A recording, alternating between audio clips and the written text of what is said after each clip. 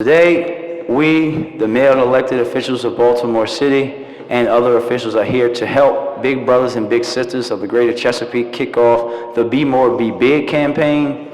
Following the events in April and the violence thereafter, we saw about 1,700 people interested in being a mentor.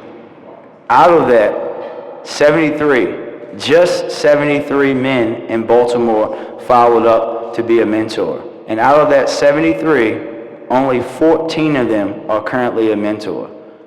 That's simply unacceptable.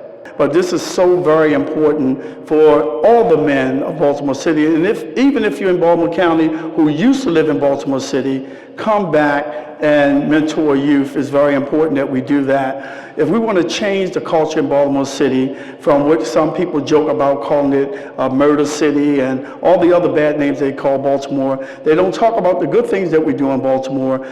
The time of having a philosophical discussion and a political discussion is over. It's time to roll up your sleeves. We're not asking you to do tremendous things, just little things. There are young men and women also on your block that you can have some influence over.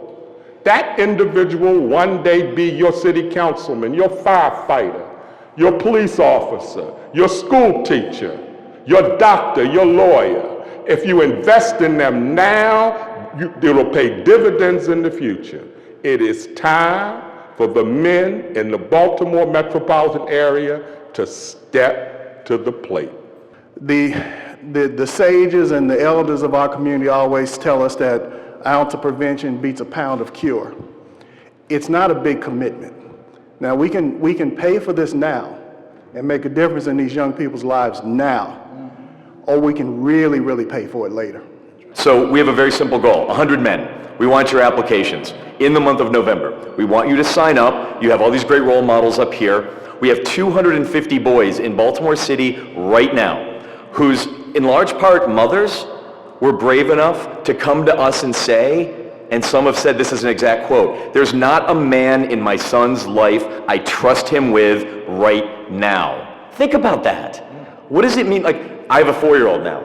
If my son couldn't reach me, 4-year-olds, they don't know what they need yet, but to think about him having nobody, his daddy, to call is one of the scariest things ever. So we have 250 boys whose mothers, counselors, pastors, coaches themselves were brave enough to come to us and say, he is missing something incredibly important in his life, and the way we can solve that problem is to take a man out there paying attention to this now, any man.